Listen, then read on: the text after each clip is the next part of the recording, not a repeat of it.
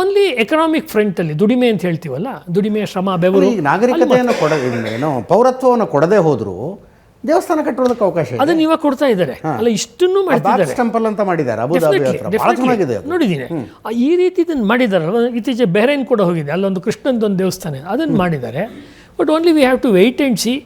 ಇಸ್ಲಾಮ್ಗೆ ತನಗೆ ಬೇಕಾದ ಸಮೃದ್ಧವಾದ ಅಥವಾ ಇಸ್ಲಾಮಿಗೆ ಏನಕ್ಕೆ ಇಸ್ಲಾಮಿಕ್ ಕಂಟ್ರೀಸ್ಗೆ ಅಂದರೆ ಇಸ್ಲಾಂ ರಿಲಿಜನ್ ನಂಬಿರೋ ದೇಶಗಳಿಗೆ ಎಕನಾಮಿಕಲಿ ನಾವು ಸೆಲ್ಫ್ ಸಫಿಷಿಯೆಂಟ್ ಅಂದಾಗ ಅವರು ಯಹೂದಿಗಳು ಹೇಗೆ ಅವರ ಮೂಲ ಗುಣವನ್ನು ಬಿಟ್ಕೊಟ್ಟು ಅವರೊಂದು ಬೇರೆ ರೀತಿ ಟ್ರಾನ್ಸ್ಫಾರ್ಮ್ ಆದರು. ಕ್ರಿಶ್ಚಿಯನ್ಸು ಹಿಂಗೆ ಇದ್ದರು, ತುಂಬ ಸಂಘರ್ಷಾತ್ಮಕವಾಗೇ ಇದ್ದರು.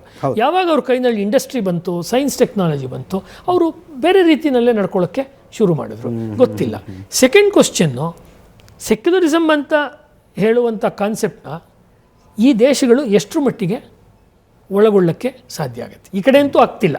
ನಾನು ಹೇಳ್ತೀನಿ ಬಾಂಗ್ಲಾದೇಶ ಒಂದಂದರೆ ಈ ಅರಬ್ ರಾಷ್ಟ್ರಗಳಲ್ಲಿ ಹೊಸ ತಲೆಮಾರಿನ ಯುವರಾಜರುಗಳಿದಾರಲ್ಲ, ರಾಜಮನೆತನಗಳು ಆಳ್ತಾ ಇದ್ದಾವೆ, ಅವರ ಮಕ್ಕಳು ಮೊಮ್ಮಕ್ಕಳು ಏನಂತ ಬಂದ್ರಲ್ಲ, ಅವ್ರಿಗೊಂದು ವಿಸ್ತೃತವಾದ ವರ್ಲ್ಡ್ ವ್ಯೂ ಇದೆ.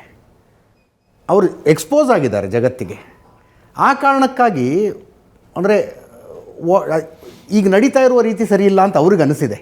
ಅದರ್ವೈಸ್ ಸೌದಿ ಅರೇಬಿಯಾದಂಥ ದೇಶದಲ್ಲಿ ಸಿನಿಮಾ ಥಿಯೇಟ್ರ್ ಓಪನ್ ಆಗೋದು, ಟೂರಿಸಮಿಗೆ ಬೇಕಾಗತ್ತೆ ಅಂತ ಬಾರ್ಗಳು ಓಪನ್ ಆಗೋದು, ಮೊನ್ನೆ ನಾನು ಹಲಾಲ್ ವಿಸ್ಕಿ ಅಂತ ನೋಡ್ತಾ ಇದ್ದೆ. ಆದರೆ ಸೌದಿ ಅರೇಬಿಯಾದಲ್ಲಿ ಆಗೋಕ್ಕೆ ಸಾಧ್ಯನಾ ಅಂತಂದರೆ ಹೊಸ ತಲೆಮಾರಿನ ಯುವರಾಜರುಗಳಲ್ಲಿ ಬಂದಿರುವಂಥ ಬದಲಾವಣೆಗಳದು.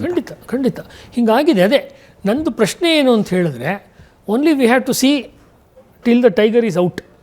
ಅಂದರೆ ಅದ್ರ ಗುಹೆಯಿಂದ ಹೊರಗೆ ಬರೋ ತನಕ ನಾವು ಅದನ್ನು ನೋಡಬೇಕು ಅಲ್ವಾ.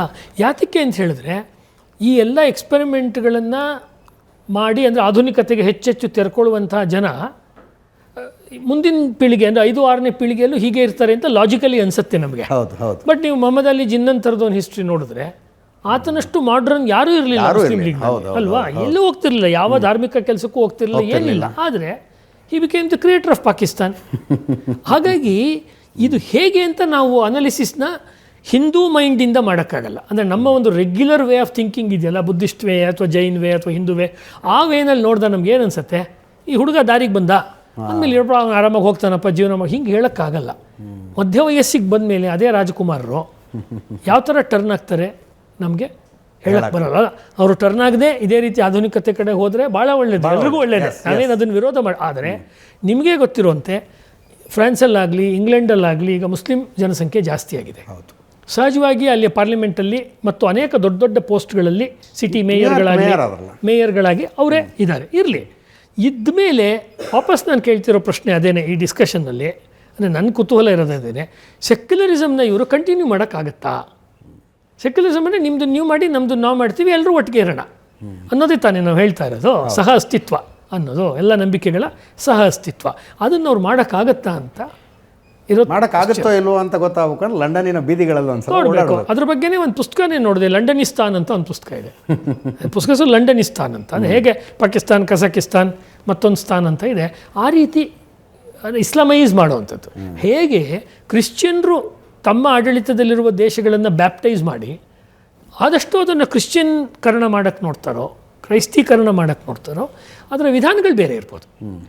ಅದು ದುಡ್ಡಿನ ಮೂಲಕ ಮಾಡ್ಬೋದು, ಎಜುಕೇಷನ್ ಮೂಲಕ ಮಾಡ್ಬೋದು. ಈಗ ಚೈನಾದೊಂದು ಎಕ್ಸಾಂಪಲ್ ಕೊಡ್ತೀನಿ. ಇದರಲ್ಲಿ ಹಿಂದುಳಿದಿರೋರು ನಾವೇ ಅನ್ನಕ್ಕೆ ಈ ಪ್ಲೇಯರ್ಸಲ್ಲಿ. ಅಂದರೆ ಬುದ್ಧಿಸ್ಟ್ ಆ್ಯಂಡ್ ಹಿಂದೂಸ್ ಮಾತ್ರ ಹಿಂದುಳಿದಿದ್ದಾರೆ. ಇಸ್ಲಾಮ್ದು ಹೇಳಿದೆ, ಕ್ರಿಶ್ಚಿಯನ್ ಹೇಳಿದೆ, ಚೈನೀಸ್ ಹೇಳ್ತೀನಿ. ಚೈನಾದವ್ರ ಕೈನಲ್ಲಿ ಸಿಕ್ಕಾಬಟ್ಟೆ ದುಡ್ಡಿದೆ. ಅವರೇನು ಮಾಡಿದ್ದಾರೆ, ನೀವು ಓದಿ, ಸ್ನೇಕ್ಸ್ ಇನ್ ದಿ ಗಂಗಾ ಓದಿ, ಅಥವಾ ನೀವು ಇವತ್ತು ಆಫ್ರಿಕನ್ ಕಂಟ್ರೀಸ್ನಲ್ಲಿ ಬರ್ತಿರೋ ಹೊಸ ಎಜುಕೇಷನ್ ಕೋರ್ಸಸ್ ಬಗ್ಗೆ ಓದಿ. ಅಲ್ಲೇನು ಮಾಡ್ತಿದ್ದಾರೆ, ಚೈನೀಸ್ ಸ್ಟಡೀಸ್ ಡಿಪಾರ್ಟ್ಮೆಂಟ್ನ, ಯಾವುದೋ ಇಥಿಯೋಪಿಯಾ ಅನ್ಕೊಳ್ಳಿ, ಚೈನೀಸ್ ಸ್ಟಡೀಸ್ ಡಿಪಾರ್ಟ್ಮೆಂಟ್ನ ನಿಮ್ಮ ಕಾಲೇಜಲ್ಲಿ ಕಟ್ಕೊಡ್ತೀವಿ ಅಂತಾರೆ. ಇಲ್ಲ ಅದೆಲ್ಲ ಯಾರು ಓದ್ತಾರೆ ಅಂದರೆ, ಯೋಚನೆ ಮಾಡಬೇಡಿ, ಇಡೀ ಬಿಲ್ಡಿಂಗ್ಗೆ ನಾವೇ ಕಟ್ಕೊಡ್ತೀವಿ ಅಂತಾರೆ. ಈಗ ಒಂದು 100 ಕ್ಲಾಸ್ ರೂಮ್ ಬೇಕಾ, ನಾವೇ ಕಟ್ಕೊಡ್ತೀವಿ. ಒಂದು 50 ಜನ ಅಥವಾ 100 ಜನ ವಿದ್ಯಾರ್ಥಿಗಳಿಗೆ ಸ್ಕಾಲರ್ಶಿಪ್ ಬೇಕಾ, ನಾವೇ ಕೊಡ್ತೀವಿ. ಫಾರಿನ್ ಟ್ರಾವೆಲ್ ಬೇಕಾ, PhDಗೆ ಅಥವಾ ಉನ್ನತ, ನಾವೇ ಕೊಡ್ತೀವಿ. ನಾವು ಕೇಳೋದೇನು ಅಂದರೆ, ಈ ಬಾರ್ಟರ್ ಅಂತಾರಲ್ಲ, ಕೊಡೋದು ತೊಗೊಳ್ಳೋದು, ನಮ್ಮ ಚೀನಿ ವಿಚಾರದ ಬಗ್ಗೆ ಒಂದು ವಿಭಾಗವನ್ನು ನಿಮ್ಮ ದೇಶದಲ್ಲಿ ಶುರು ಮಾಡಿ. ನಿಮ್ಮ ಯೂನಿವರ್ಸಿಟಿಯಲ್ಲಿ ನಮ್ಮದೊಂದು ಇದು ಒಂದು ದೂರಗಾಮಿಯಾದ ರಾಜಕೀಯ ನಡೆನೇ. ಚೈನೀ ತತ್ವಜ್ಞಾನದ ಹೆಸರಲ್ಲಿ ಬಂದು ಆಮೇಲೆ ಚೀನಾದ ರಾಜಕೀಯ ಅಥವಾ ಅದರ ಎಕಾನಮಿ ಮತ್ತೊಂದು. ಏಕೆಂದರೆ ನಾವು ಒನ್ ಬೆಲ್ಟ್ ಒನ್ ರೋಡ್ ಮರಿಬಾರ್ದು, ಅದು ಇನ್ನೂ ಇದೆ. ಹೌದು, ಅದು ತುಂಬ ಜನ ಗೊತ್ತಿರುತ್ತೆ ಅಂತ ಅಂದ್ಕೊಳ್ತೀನಿ ನಮ್ಮ ಆಡಿಯನ್ಸಲ್ಲಿ. ಒನ್ ಬೆಲ್ಟ್ ಒನ್ ರೋಡ್ ಯೋಜನೆಯ ಭಾಗವಾಗಿಯೇ ಚೀನಾ ಇದನ್ನು ಭಾಳ ನಿಧಾನಕ್ಕೆ ಮಾಡಿಕೊಂಡು ಹೋಗ್ತಾ ಇದೆ. ನಾವು ವಿಶ್ವಗುರು ಅಂತ ಹೇಳಿಬಿಟ್ಟು ಮನೆಯಲ್ಲಿ ಇಡ್ಲಿ ವಡೆ ಸಾಂಬಾರು ತಿನ್ಕೊಂಡು ನಮ್ಮ ಪಾಡಿಗಿದ್ದೀವಿ. Sorry to say this. Yes, ನಾವು ಇಂಟರ್ನ್ಯಾಷ್ನಲಿ ನಮ್ಮನ್ನು ಬಿಚ್ಕೊಳ್ತಾನೇ ಇಲ್ಲ. ಮನೇಲಿ ಕೂತ್ಕೊಂಡು ನಾವು ಭಾಳ ಗ್ರೇಟ್ ದೇಶ, ಭಾಳ ದೊಡ್ಡ ಕಲ್ಚರ್ ನಮ್ಮದು ಅಂತಿದ್ದೀವಿ ಹೊರತು ಈ ಒಂದು ಚೆಸ್ ಇದೆಯಲ್ಲ, ಈ ರಾಜಕೀಯದ ಚದುರಂಗ ಇದೆಯಲ್ಲ, ಅದರಲ್ಲಿ ನಾವು ಮ್ಯೂಟ್ ಸ್ಪೆಕ್ಟೇಟರ್ ಥರ ಸುಮ್ಮನೆ ನೋಡೋಣ, ನಮಗೂ ಒಂದು ಅವಕಾಶ ಸಿಕ್ಕಿದ್ರೆ ಒಂದು ಓವರ್ ಬ್ಯಾಟಿಂಗ್ ಮಾಡೋಣ ಅನ್ನೋ ಥರ ನಿಂತ್ಕೊಂಡಿದ್ದೀವಿ ಹೊರತು ಮುನ್ನುಗ್ಗಿದ್ರೆ ಮಾತ್ರ ಅಂತಾರಾಷ್ಟ್ರೀಯ ರಾಜಕಾರಣದಲ್ಲಿ ಆಗ ಗೊತ್ತಿಲ್ಲ. ಇವಾಗಿನ ಪರಿಸ್ಥಿತಿ ಬದಲಾದರೆ